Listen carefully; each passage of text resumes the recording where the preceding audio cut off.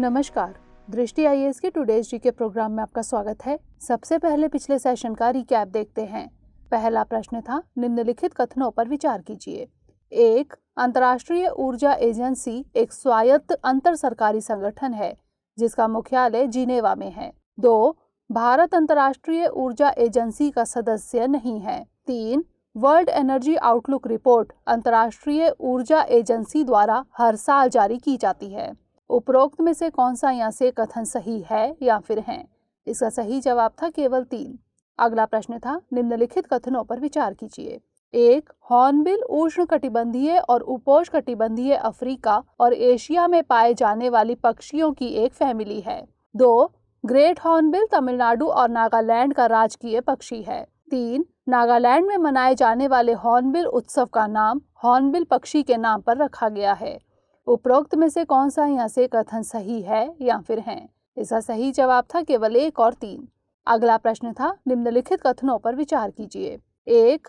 Corp यानी conference of parties world wide fund for nature यानी WWF का निर्णय लेने वाला सर्वोच्च प्राधिकरण है। 2. कॉप की पहली बैठक मार्च 1995 में पेरिस, फ्रांस में हुई थी। 3. कॉप 26 को 2020 में स्थगित कर दिया गया था और यह नवंबर 2021 में यूके के ग्लासगो में होगा। उपरोक्त में से कौन सा यहाँ से कथन सही है या फिर है? इसका सही जवाब था केवल 3। अगला प्रश्न था, निम्नलिखित कथनों पर विचार कीजिए। 1. नेशनल ग्रीन ट्रिब्यूनल एक वैधानिक निकाय है। 2. एनजीटी में गैर न्यायिक सदस्य भी होते हैं। 3. एनजीटी को आवेदनों या अपीलों को दाखिल करने के 6 महीने के भीतर अंतिम रूप से निपटान करना होता है। उपरोक्त में से कौन सा यहाँ से कथन सही है या फिर है? इसका सही जवाब था 1, 2 और 3। अगला प्रश्न था, निम्नलिखित कथनों पर विचार कीजिए। 1. एक मध्यस्थ ब्लैक होल यानी इंटरमीडिएट ब्लैक होल का निर्माण किन्हीं 2 ब्लैक होल्स के विलय से होता है। 2. जब 2 ब्लैक होल्स एक दूसरे की कक्षा में चक्कर लगाते हैं और मर्ज हो जाते हैं तो गुरुत्वाकर्षण तरंगे पैदा होती हैं। निम्नलिखित में से कौन सा यहाँ से कथन गलत है या फिर है? इसका सही जवाब था ना तो 1 और ना ही 2। अगला प्रश्न था, फ्लावर स्कॉर्पियन फिश के संबंध में निम्नलिखित कथनों पर विचार कीजिए। 1. यह मछली केवल प्रशांत महासागर में पाई जाती है। 2. इस प्रजाति की खोज प्रशांत महासागर में जापान के पास करीब 100 साल पहले हुई थी। उपर्युक्त में से कौन सा यहाँ से कथन सही है या फिर है? इसका सही जवाब था केवल 2। अगला प्रश्न था, भारत का पहला वन हेल्थ कंसोर्टियम निम्नलिखित में से किस मंत्रालय द्वारा शुरू किया गया है? इसका सही जवाब था विज्ञान और प्रौद्योगिकी मंत्रालय। अगला प्रश्न था, नेशनल फाइनेंशियल रिपोर्टिंग अथॉरिटी के संबंध में निम्नलिखित कथनों पर विचार कीजिए। 1. इसकी स्थापना 2014 में कंपनीज एक्ट 2013 के तहत हुई। 2. कंपनीज एक्ट के मुताबिक NFRA में एक अध्यक्ष और अधिकतम 15 सदस्य होने चाहिए और उनकी नियुक्ति केंद्र सरकार करती है। निम्नलिखित में से कौन सा यहाँ से कथन सही है या फिर है? इसका सही जवाब था केवल 2। अगला प्रश्न था, सूचना का अधिकार अधिनियम 2005 के संदर्भ में निम्नलिखित कथनों पर विचार कीजिए। 1.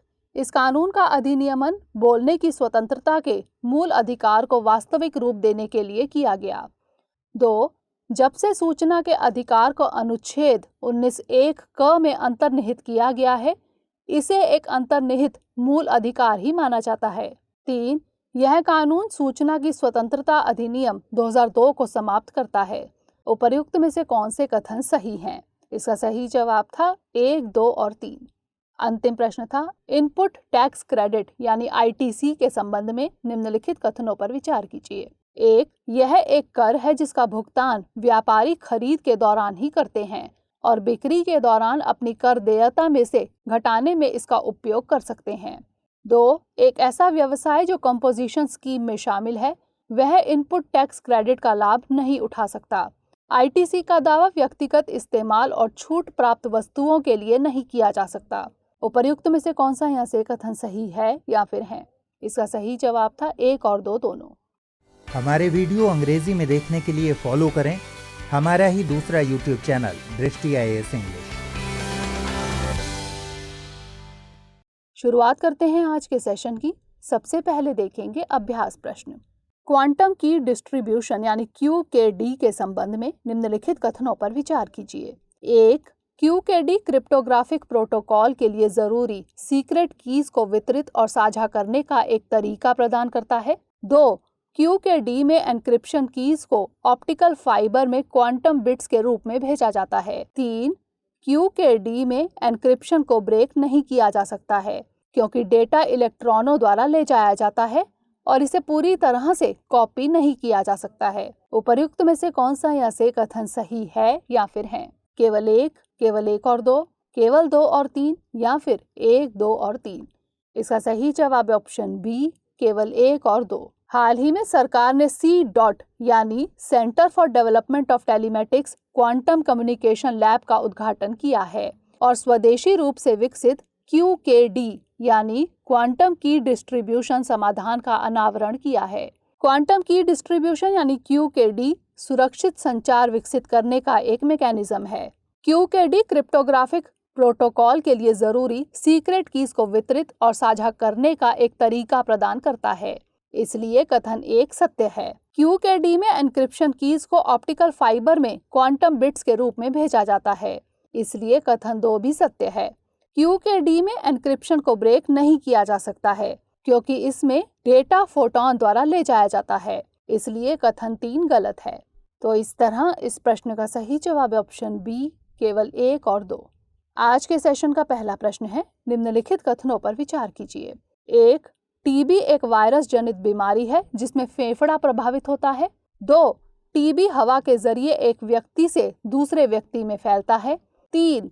ऐसे टीबी मरीज जिनको HIV भी है उनके जीवन को ज्यादा खतरा रहता है। उपरोक्त में से कौन सा या से कथन सही है या फिर है? केवल 1 और 2, केवल 2 और 3, केवल 3 या फिर 1, 2 और 3? इसका सही जवाब है ऑप्शन बी, केवल 2 और 3। WHO की एक रिपोर्ट के मुताबिक 2019 की तुलना में 2020 में टीबी से अधिक लोगों की मृत्यु हुई। इस रिपोर्ट के अनुसार आवश्यक टीबी से संबंधित होने वाले कुल खर्च में गिरावट भी आई है। टीबी एक माइकोबैक्टीरियम ट्यूबरकुलोसिस नामक जीवाणु से होता है जो अक्सर फेफड़ों को प्रभावित करता है, इसलिए कथन 1 गलत है। टीबी हवा के जरिए एक व्यक्ति से दूसरे व्यक्ति में फैलता है, इसलिए कथन 2 सही है। ऐसे टीबी मरीज जिनको HIV भी है उनके जीवन को ज्यादा खतरा रहता है, इसलिए कथन 3 सही है। तो इस तरह इस प्रश्न का सही जवाब है ऑप्शन बी, केवल 2 और 3। अगला प्रश्न है, वैश्विक भूखमरी सूचकांक 2021 के संदर्भ में निम्नलिखित कथनों पर विचार कीजिए। 1. यह खाद्य और कृषि संगठन द्वारा हर साल जारी किया जाता है। 2. 116 देशों में भारत की रैंक 101वीं है। 3. इस इंडेक्स में भारत पाकिस्तान से भी पीछे है। उपरोक्त में से कौन सा या से कथन सही है या फिर है? केवल 1 और 2, केवल 2, केवल 2 और 3 या फिर 1, 2 और 3? इसका सही जवाब है ऑप्शन सी, केवल 2 और 3। हाल ही में वैश्विक भूखमरी सूचकांक 2021 जारी किया गया है। यह इंडेक्स हर साल कंसर्न वर्ल्ड वाइड एवं वर्ल्ड हंगर हेल्थ द्वारा जारी किया जाता है, इसलिए कथन 1 गलत है। 116 देशों में भारत की रैंक 101वीं है, इसलिए कथन 2 सही है। इस इंडेक्स में भारत पाकिस्तान से भी पीछे है, इसलिए कथन 3 सही है। तो इस तरह इस प्रश्न का सही जवाब है ऑप्शन सी, केवल 2 और 3। अगला प्रश्न है, निम्नलिखित कथनों पर विचार कीजिए। 1. ऐसे डीकम्पोजर्स जिसमें बैक्टीरिया, फंगस आदि की भूमिका होती है उन्हें बायो डीकम्पोजर कहा जाता है। 2. पूसा इंस्टीट्यूट ने बायो डीकम्पोजर कैप्सूल तैयार किया है।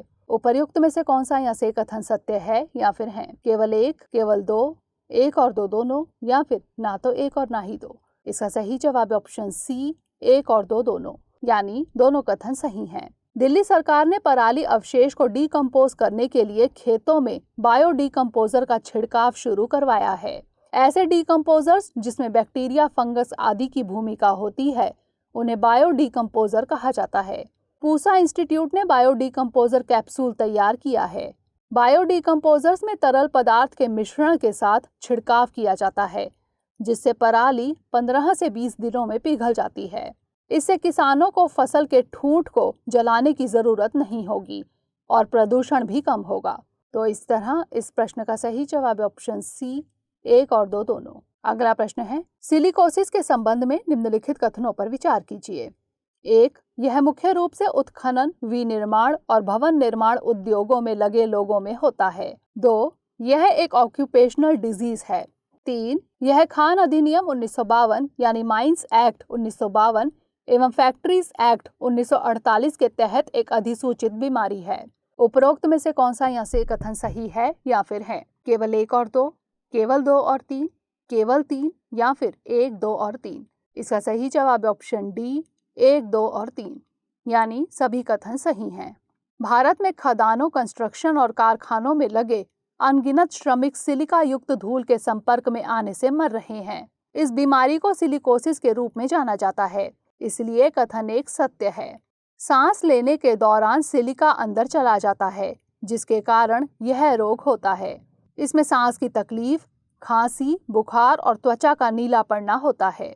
यह एक ऑक्यूपेशनल डिजीज है।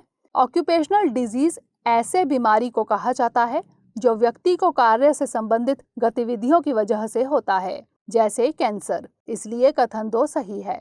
यह खान अधिनियम 1952 यानी माइंस एक्ट 1952 एवं फैक्ट्रीज एक्ट 1948 के तहत एक अधिसूचित बीमारी है, इसलिए कथन 3 सही है। तो इस तरह इस प्रश्न का सही जवाब है ऑप्शन डी, 1, 2 और 3। अगला प्रश्न है, वैश्विक जलवायु जोखिम सूचकांक 2021 के संबंध में निम्नलिखित कथनों पर विचार कीजिए। 1. इसे विश्व मौसम विज्ञान संगठन द्वारा जारी किया जाता है।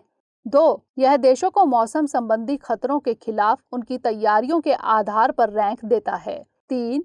भारत लगातार 2 वर्षों से सबसे अधिक प्रभावित 5 देशों में शामिल है। उपरोक्त में से कौन सा यहाँ से कथन गलत है या फिर है? केवल 1 और 2, केवल 2 और 3, केवल 1 और 3 या फिर 1, 2 और 3? इसका सही जवाब है ऑप्शन डी, 1, 2 और 3, यानी सभी कथन गलत हैं। हाल ही में अंतर्राष्ट्रीय पर्यावरण थिंक टैंक जर्मन वॉच ने ग्लोबल क्लाइमेट रिस्क इंडेक्स 2021 जारी किया, इसलिए कथन 1 गलत है। यह सूचकांक इस बात का विश्लेषण करता है कि तूफान, बाढ़, हीट वेव आदि के प्रभावों से देश और क्षेत्र किस हद तक प्रभावित हुए हैं, इसलिए कथन 2 गलत है। इसके प्रभाव की गणना मृत्यु और आर्थिक नुकसान दोनों के संदर्भ में की जाती है। भारत ने पिछले साल की तुलना में अपनी रैंकिंग में सुधार किया है। भारत 2021 के सूचकांक में 7वें स्थान पर है, अतः कथन 3 सही नहीं है। आपको बता दें कि भारत 2020 के सूचकांक में 5वें स्थान पर था। तो इस तरह इस प्रश्न का सही जवाब है ऑप्शन डी, 1, 2 और 3। अगला प्रश्न है, चर्चा में रहा परसेवरेंस रोवर निम्नलिखित में से किस खगोलीय पिंड की सतह पर उतरा था? चंद्रमा, मंगल ग्रह, शुक्र ग्रह या फिर इनमें से कोई भी नहीं? इसका सही जवाब है ऑप्शन बी, मंगल ग्रह। नासा के परसेवरेंस रोवर द्वारा ली गई फोटो के विश्लेषण से पुष्टि हुई है कि मंगल का जेज़ेरो क्रेटर कभी एक झील थी। 2020 में परसेवरेंस रोवर लॉन्च किया गया था, जो 18 फरवरी 2021 को मंगल ग्रह के जेज़ेरो क्रेटर की सतह पर उतरा था। तो इस तरह इस प्रश्न का सही जवाब है ऑप्शन बी, मंगल ग्रह। अगला प्रश्न है, सिंगल यूज प्लास्टिक के संबंध में निम्नलिखित कथनों पर विचार कीजिए। 1. चरणबद्ध तरीके से समाप्त किए जाने वाले प्रस्तावित सिंगल यूज प्लास्टिक की वस्तुओं की पहली श्रेणी में गुब्बारे, झंडे, कैंडी, आइसक्रीम के प्रयोग में होने वाली प्लास्टिक स्टिक, ईयरबड्स एवं थर्मोकोल शामिल है। 2. दूसरी श्रेणी में प्लेट, कप, गिलास, इनविटेशन कार्ड्स, सिगरेट के पैकेट एवं प्लास्टिक बैनर जिनकी मोटाई 100 माइक्रोन से कम होती है शामिल हैं। 3. तीसरी श्रेणी में 240 माइक्रोन से कम मोटाई के नॉन वोवन बैग्स शामिल हैं। ऊपर दिए गए कथनों में से कौन सा यहाँ से सही है या फिर है? केवल 1 और 2, केवल 2 और 3, केवल 1 और 3 या फिर 1, 2 और 3? इसका सही जवाब है ऑप्शन डी, 1, 2 और 3। भारत अगले साल तक अधिकांश सिंगल यूज प्लास्टिक पर प्रतिबंध लगा देगा। चरणबद्ध तरीके से समाप्त किए जाने वाले प्रस्तावित सिंगल यूज प्लास्टिक की वस्तुओं की पहली श्रेणी में गुब्बारे, झंडे, कैंडी, आइसक्रीम में प्रयोग होने वाली प्लास्टिक स्टिक, ईयरबड्स एवं थर्मोकोल शामिल है, इसलिए कथन 1 सही है। दूसरी श्रेणी में प्लेट, कप, गिलास, इनविटेशन कार्ड्स, सिगरेट के पैकेट एवं प्लास्टिक बैनर जिनकी मोटाई 100 माइक्रोन से कम होती है शामिल हैं, इसलिए कथन 2 सही है। तीसरी श्रेणी में 240 माइक्रोन से कम मोटाई के नॉन वोवन बैग्स शामिल हैं, इसलिए कथन 3 भी सही है। तो इस तरह इस प्रश्न का सही जवाब है ऑप्शन डी, 1, 2 और 3 यानी सभी कथन सही हैं। अगला प्रश्न है, निहंग के संबंध में निम्नलिखित कथनों पर विचार कीजिए। 1, वे स्वयं को किसी के अधीन नहीं मानते। 2, निहंग अपने पवित्र स्थानों के शीर्ष पर केसरिया की जगह निहंग साहिब यानी झंडा को फहराते हैं। उपर्युक्त में से कौन सा यहाँ से कथन सही है या फिर है? केवल 1, केवल 2, 1 और 2 दोनों, या फिर ना तो 1 और ना ही 2। इसका सही जवाब ऑप्शन सी, 1 और 2 दोनों। पिछले दिनों कुछ वजहों से निहंग लोग चर्चा में रहे। जान लेते हैं निहंग के बारे में। निहंग का संबंध सिख योद्धाओं से है। ये लोग नीली रंग की पोशाक पहनते हैं और तलवार एवं बर्छी धारण करते हैं। साथ ही ये लोग पगड़ी भी पहनते हैं जिस पर एक चकती लगी होती है। निहंग दूसरे सिखों से किस तरह से अलग है यह जानते हैं। ये खालसा आचार संहिता का कड़ाई से पालन करते हैं। वे स्वयं को किसी के अधीन नहीं मानते, इसलिए कथन 1 सही है। निहंग अपने पवित्र स्थानों के शीर्ष पर केसरिया की जगह निहंग साहिब का झंडा उसको फहराते हैं, इसलिए दूसरा कथन भी सही है। तो इस तरह इस प्रश्न का सही जवाब ऑप्शन सी, 1 और 2 दोनों। अगला प्रश्न है, निम्नलिखित में से किसे अमृत मिशन 2.0 में शामिल किया गया है? 1, सर्कुलर इकोनॉमी के सिद्धांत को अपनाना। 2, सतही और भौमजल निकायों के संरक्षण और पुनरुद्धार को बढ़ावा देना। 3, जल प्रबंधन के क्षेत्र में डेटा प्रेरित शासन।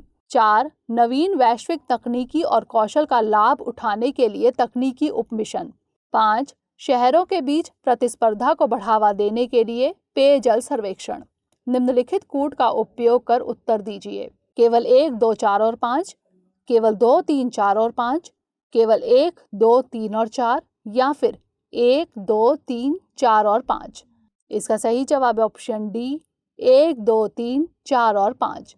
हाल ही में केंद्रीय कैबिनेट ने 2025-26 तक के लिए अमृत 2.0 यानी Atal mission for rejuvenation and urban transformation 2.0 को मंजूरी दी है। सरकार का यह फैसला आत्मनिर्भर भारत की तरफ एक बड़ा कदम है, जिसमें जल की सर्कुलर इकोनॉमी के जरिए शहरों को जल सुरक्षित एवं स्वसंधारणीय यानी सेल्फ सस्टेनेबल बनाने पर ध्यान दिया जाएगा। जान लेते हैं अमृत मिशन 2.0 के बारे में।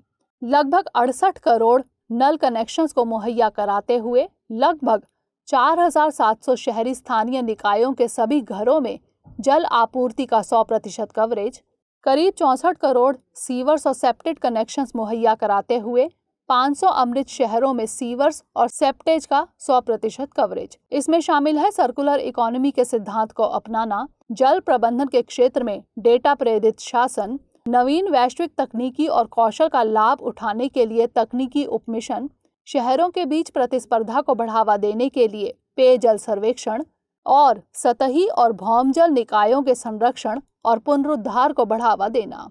अतः सभी सही हैं। तो इस तरह इस प्रश्न का सही जवाब ऑप्शन डी, 1, 2, 3, 4 और 5। अंतिम प्रश्न है, वन हेल्थ कंसोर्टियम के संबंध में निम्नलिखित कथनों पर विचार कीजिए। 1, यह देश में पशुजन्य महत्वपूर्ण जीवाणु, वायरल और परजीवी संक्रमण के साथ साथ पार सीमा यानी ट्रांस बाउंड्री रोगजनकों की निगरानी पर ध्यान देता है। 2, यह प्रोजेक्ट उभरती बीमारियों के प्रसरण को समझने और उनकी निगरानी के वर्तमान नैदानिक परीक्षणों यानी डायग्नोस्टिक टेस्ट और अतिरिक्त विधियों के इस्तेमाल पर बल देता है। उपर्युक्त में से कौन सा यहाँ से कथन सही है या फिर है?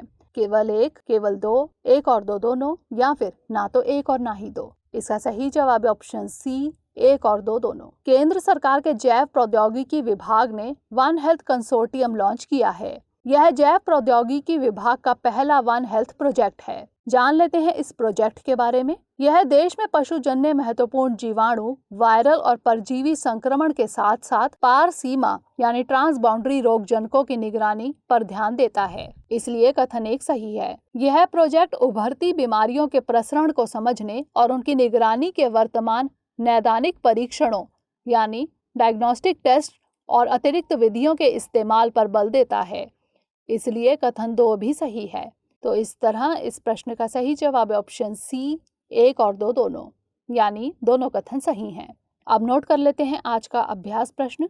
निम्नलिखित कथनों पर विचार कीजिए। 1, conference on interaction and confidence building measures यानी CICA का सचिवालय अलमाटी में स्थित है। 2, CICA एक अंतर सरकारी मंच है जिसका उद्देश्य क्षेत्रीय सहयोग को मजबूत करना और एशिया में शांति, सुरक्षा और स्थिरता सुनिश्चित करना है। उपरोक्त में से कौन सा या से कथन सही है या फिर है? केवल एक, केवल दो, एक और दो दोनों, या फिर ना तो एक और ना ही दो? इसका उत्तर हमें कमेंट सेक्शन में जरूर भेजिएगा। अगले सेशन में नए प्रश्नों के साथ मिलेंगे। तब तक के लिए धन्यवाद।